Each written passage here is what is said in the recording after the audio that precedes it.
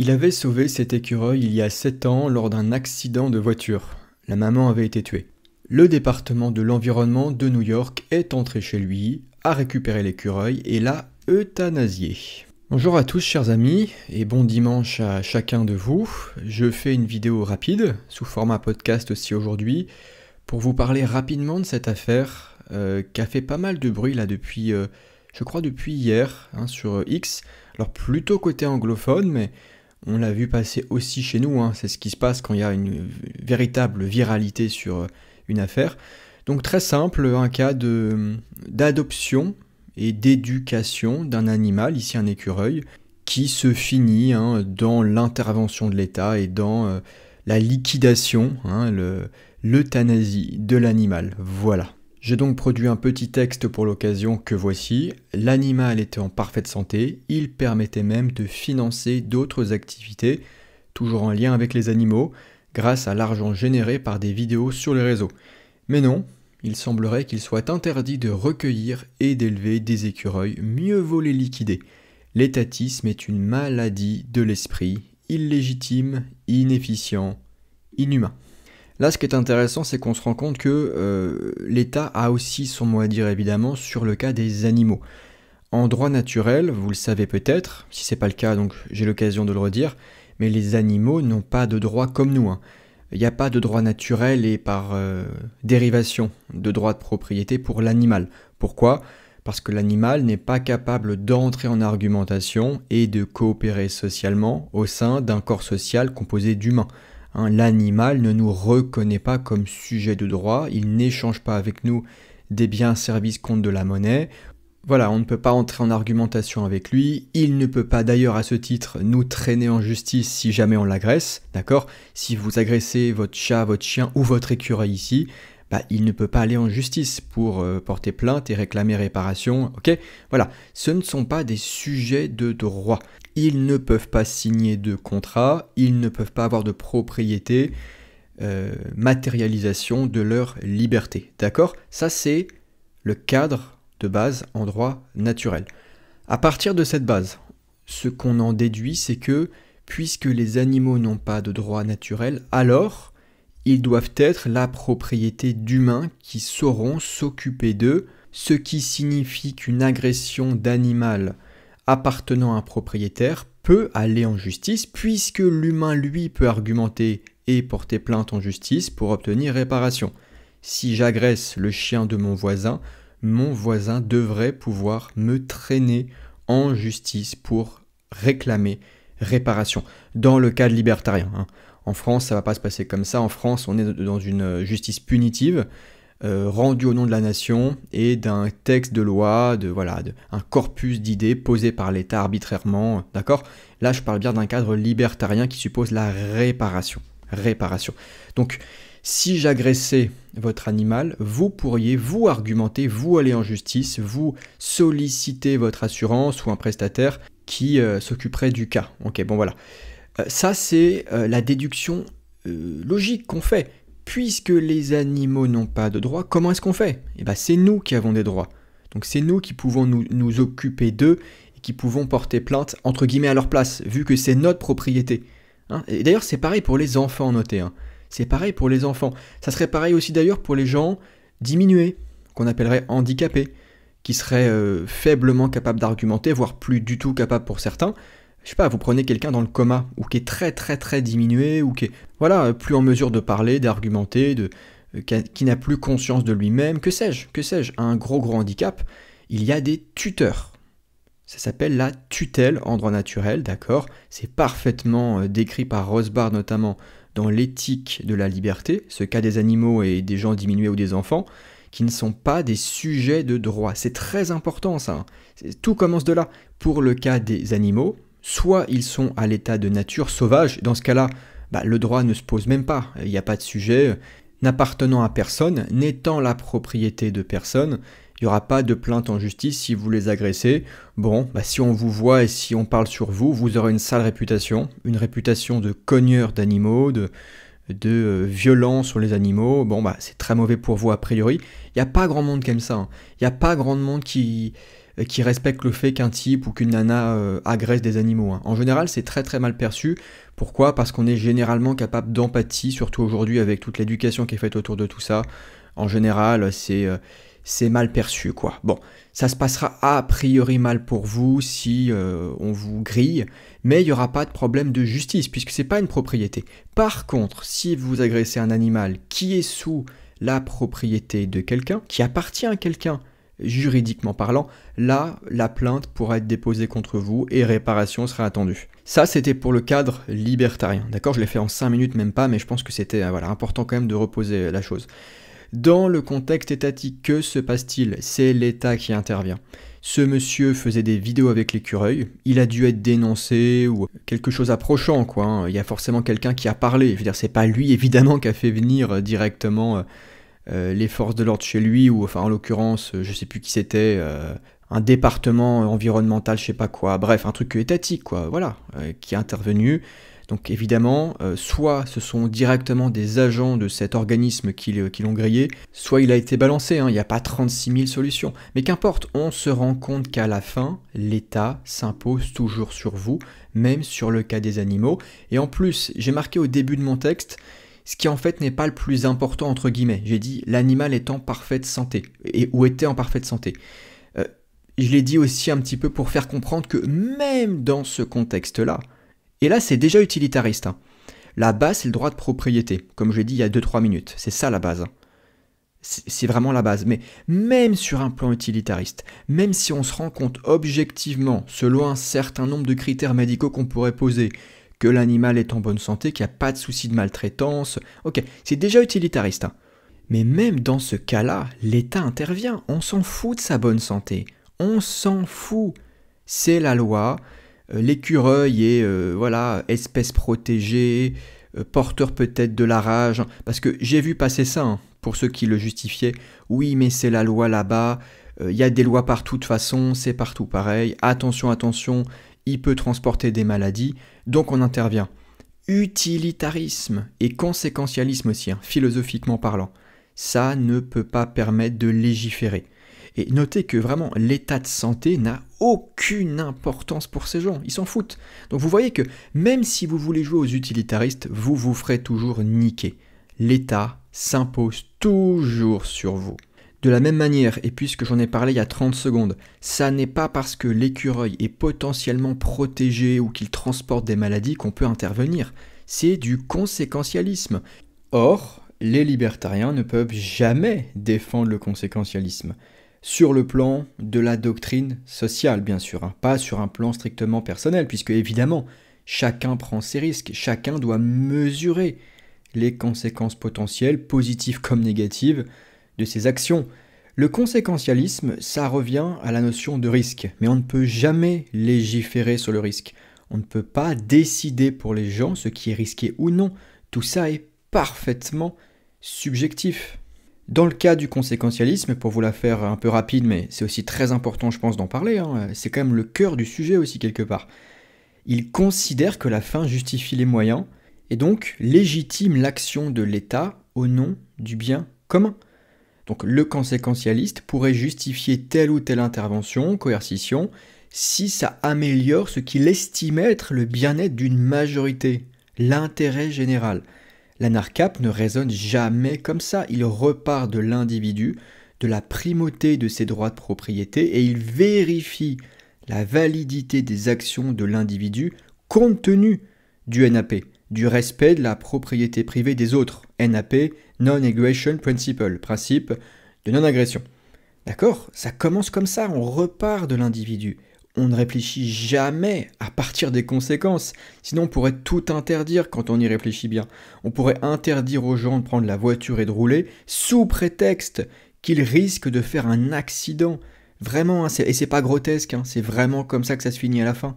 D'accord? Quand on va très très loin dans la répression, mais le glissement est inévitable bien sûr, hein. Ça finit toujours dans l'absurde, toujours. L'évaluation des conséquences de vos actes ou des actes que vous allez faire, hein, voilà, que vous planifiez de faire, est subjective. Ce qui est considéré comme un bon résultat varie d'une personne à l'autre.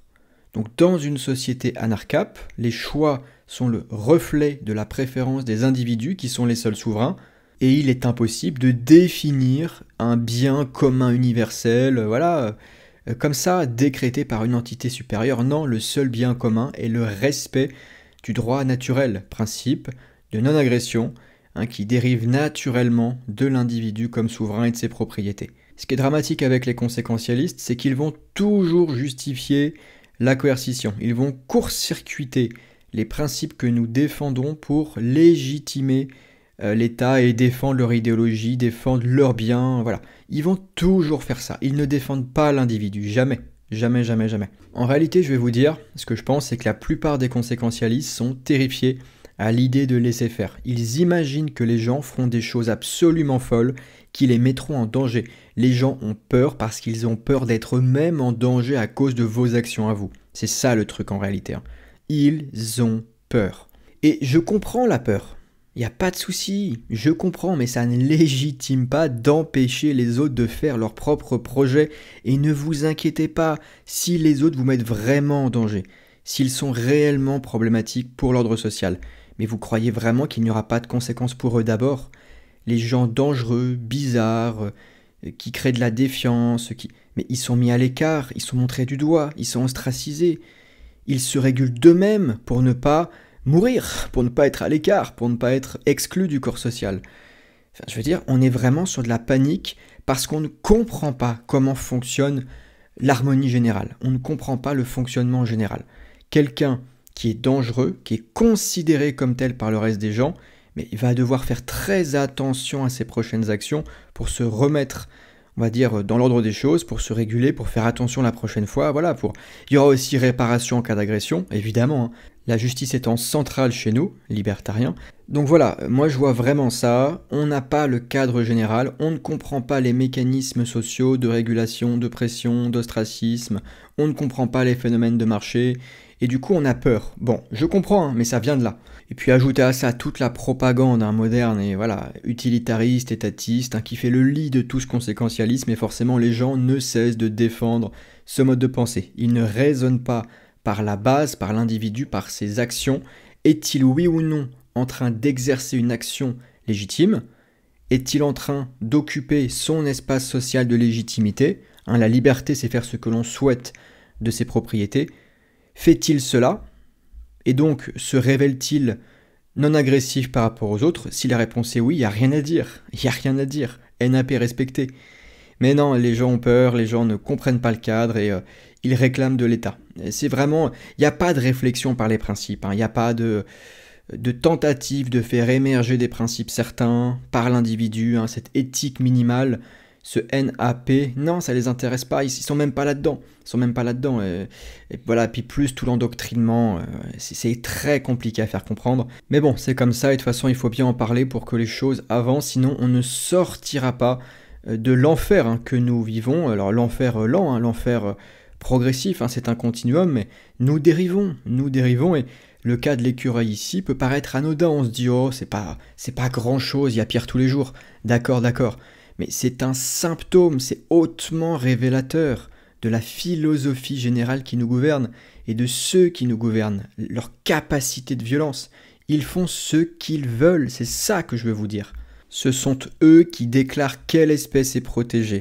Ce sont eux qui déclarent quels risques vous devez prendre. Ce sont eux qui vont toquer chez vous, enfoncer la porte si vous n'êtes pas d'accord pour laisser passer, prendre l'animal en question, donc ici un écureuil qui rentre dans leur, on va dire leur cahier des charges, espèce protégée avec potentialité de maladie peut-être, plus peut-être aussi une plainte pour je ne sais quoi. Je connais pas le dessous de l'affaire et j'en sais rien et c'est pas intéressant.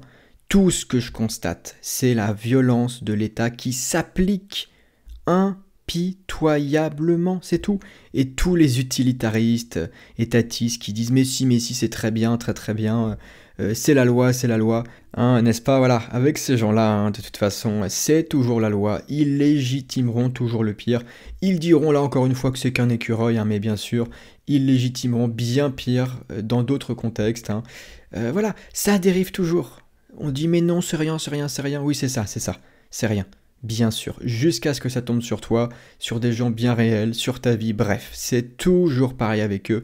Défendez les principes de la propriété privée, sinon ça vous retombera dessus toujours, toujours.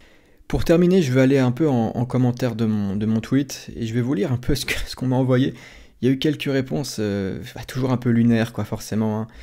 Notamment une personne qui m'a dit que, alors, l'écureuil est une espèce protégée, sa capture, et donc le fait aussi de l'éduquer, de l'avoir chez soi, c'est interdit et qu'il faut forcément le confier à une association de protection animale.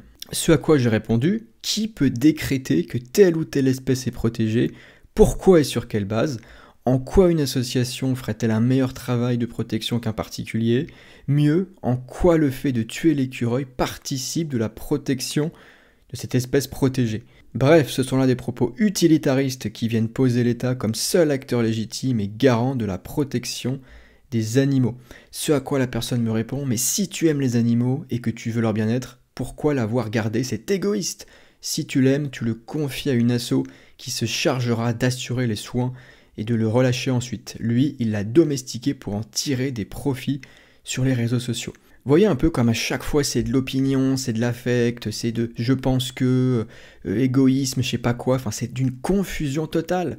Revenez juste au droit, point. Droit naturel, et on arrête un petit peu avec les ce qui est le mieux pour l'animal c'est ceci, c'est risqué parce qu'il a la rage donc machin, c'est la loi. Bref, c'est pas le sujet, c'est pas du tout le sujet. Le sujet c'est le droit de propriété. Qu'un homme sauve, recueille et éduque un écureuil ne constitue pas un viol de propriété. Personne n'a à prendre l'animal pour le tuer, et c'est tout, ça s'arrête vraiment là quoi. Vraiment, enfin, cette histoire de maladie, j'ai vraiment vu ce truc-là. Oui, parce que peut-être qu'il était malade, donc la contamination. Mais ça se passe entre propriétaires. Si l'animal est dangereux, vous croyez vraiment qu'il va rien se passer? Mais il sera évidemment mis en quarantaine, où les propriétaires s'occuperont eux-mêmes de mettre fin à ses jours pour se protéger et protéger l'entourage, qui lui-même fera pression, il y aura argumentation, il y aura négociation, enfin... Faut vraiment être soit profondément endoctriné, soit misanthrope, soit ne rien comprendre aux interactions humaines, je sais pas quoi, pour pas voir que les gens se démerdent quoi, toujours. L'état naturel de l'humanité, c'est la négociation, c'est la paix, c'est le commerce aussi, c'est trouver un accord. Je sais pas, c'est vraiment la base absolue quoi, enfin toujours poser l'état comme ça, comme impératif pour réglementer tout et tout détruire à chaque fois, enfin c'est absolument insupportable ce réflexe intellectuel. C'est pour ça que je fais ces vidéos. Il faut absolument détruire ce réflexe intellectuel pavlovien de poser l'état comme ça sans aucune justification éthique et surtout l'imposer aux autres. Moi, à la rigueur que les gens veulent vivre entre eux sous état. Quelle bizarrerie, qu'est-ce que c'est bizarre, mais pourquoi pas, allez-y, faites votre truc. Faites une démocratie, faites un communisme, faites, je sais pas, ça m'intéresse pas, faites-le loin de moi, c'est tout. Mais imposer ses vues, ses projets aux autres, c'est là qu'est vraiment l'ignominie absolue, et les gens ne s'en rendent pas compte, quoi. Ils font sans arrêt ce jeu, quoi, sans arrêt, ils ne le voient pas, endoctrinement, c'est pour ça que je fais tout ça. Et là, c'est sur un exemple vraiment très particulier, sur un animal en plus qui est pas courant, quoi, je veux dire. Bon, d'accord, mais on s'en fiche, c'est le symptôme, c'est révélateur, ça veut dire quelque chose. Ça veut dire quelque chose, c'est tout le sujet. On ne peut pas légiférer sur le risque, sur les choix, sur les projets des individus. Et si malheur il y a, si problème il y a, les gens trouvent des solutions. C'est ce qu'ils ont toujours fait. On va s'arrêter là, chers amis. J'espère que ça vous aura plu. Si c'est le cas, faites-le moi savoir en commentaire. Voilà, pouce vers le haut, partagez surtout. Je l'ai dit, le but de ces vidéos, c'est de couper court à ces réflexes pavloviens étatiques où on continue sans arrêt de faire le lit de l'intervention en permanence, quoi. Donc partagez, il faut que ça se sache. On se plaint toujours, mais pourquoi est-ce que les Français sont aussi socialos? Pourquoi est-ce qu'ils comprennent pas la liberté? Pourquoi il n'y a aucune culture? Pourquoi est-ce qu'on se délite comme ça? Mais parce qu'il n'y a justement pas de transmission. Il n'y a pas de transmission. Donc transmettez, sinon on ne peut pas se plaindre, on ne peut pas. Et soutenez aussi les projets, hein.